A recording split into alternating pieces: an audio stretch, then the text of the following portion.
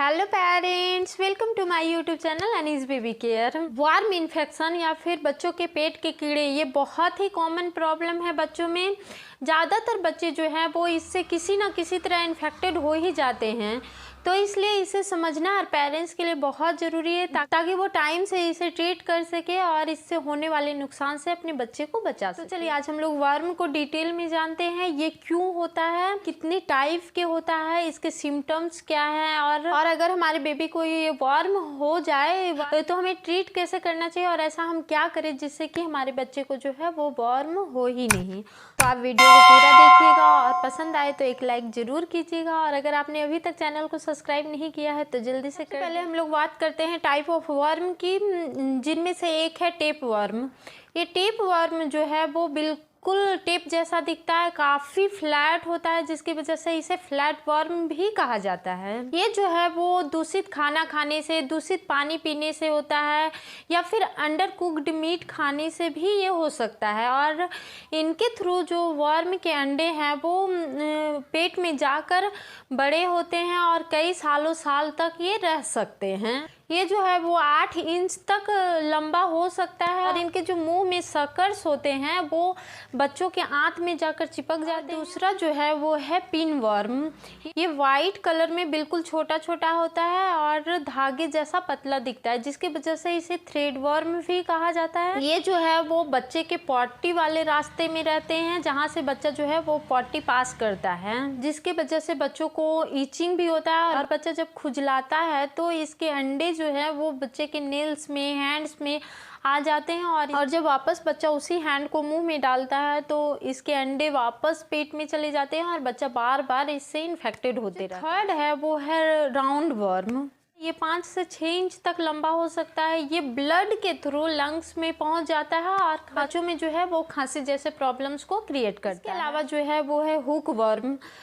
जब बच्चे मिट्टी में खुले हाथ पैर से खेलते रहते हैं तो ये जो वर्म है वो अंदर चले जाते हैं और ब्लड सर्कुलेशन के थ्रू ये आंत में पहुंच जाते हैं और इनका जो माउथ में कटिंग फ्लेट्स होता है वो जाकर आंत में फंस जाता है और ये लगातार जो है सो बच्चों का ब्लड चूसता रहता है, जिसकी वजह से बच्चों में ब्लड की कमी होती है और अनीमिया जैसे प्रॉब्लम्स बच्चों में होने लगती है। इसे ट्रीट करना कितना ज़रूरी है ये आप तो समझ ही चुके हो। तो जब आपको इसके सिम्टम्स पता होंगे तो ही आप जो है वो नेक्स्ट स्टेप ले पाओगे। तो आपको पता होना चाहिए कि आपके बच्चे में ये वर्म है या नहीं। इसके सिम्टम्स जो है वो काफ़ी सिमिलर होते हैं बाकी और भी छोटे मोटे प्रॉब्लम से, जिसके कारण इसे पता कर पाना जो है वो थोड़ा मुश्किल हो जाता है। बट फिर भी बच्चों के पेट में दर्द होना, उल्टी जैसा फील करना, डायरिया होना, कभी कभी स्टूल में ब्लड आना, ब्लड की कमी के कारण बच्चे का चिड़चिड़ा रहना, लगातार बच्चे का वेट लॉस होना, बच्चा जो है वो खाना तो खा रहा है बट उसका जो वेट है वो धीरे धीरे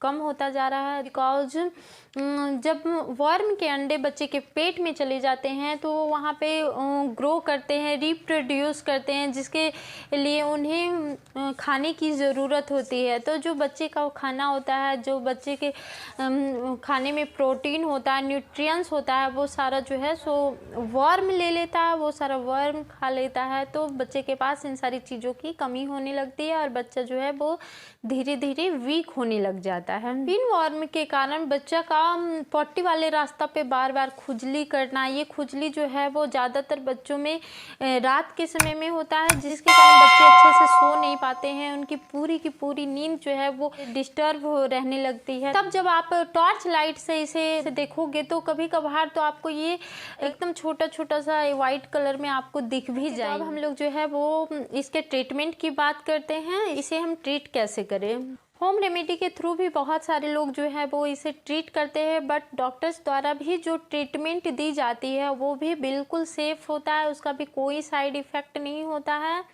तो इसलिए जब आपको लगता है कि आपके बेबी को वो वर्म इन्फेक्शन हो रहा है तो ज़रूरी है कि आप अपने डॉक्टर से मिलिए, अपने पीडियाट्रिशियन से मिलिए या फिर अपने आसपास के कोई भी गवर्नमेंट हॉस्पिटल में जाकर आप दिखा सकते हैं। अगर हम लोग गवर्नमेंट के गाइडलाइंस को देखें तो उनके अनुसार एक एल्बेंडाजोल नामक दवाई होती है जो टैबलेट और सिरप दोनों रूप में अवेलेबल है, जिसे इसे जो है वो एज के अनुसार बच्चे को दिया जाता है। एक ये जो है वो 400 mg का एक डोज होता है, जिसे खाना खाने के बाद रात के समय में डॉक्टर्स देने को बोलते हैं। इसलिए ज़रूरी है कि आप अपने डॉक्टर से कंसल्ट करें, अपने डॉक्टर से बातचीत करें, और या फिर गवर्नमेंट हॉस्पिटल से भी आप जाकर इसे ले सकते हैं और अपने बच्चे को जल्दी से जल्दी ठीक। अगर हम लोग प्रिवेंशन की बात करें तो गवर्नमेंट भी इसके प्रिवेंशन में काफ़ी हेल्प कर रहे हैं। 10 फरवरी के आसपास से नेशनल डिवॉर्मिंग डे मनाया जाता है और तब एल्बेंडाजोल की जो फर्स्ट डोज होती है वो बच्चों को दिया, और इसका जो दूसरा डोज है वो अगस्त में दिया जाता है। इसके अलावा जो है वो है आपको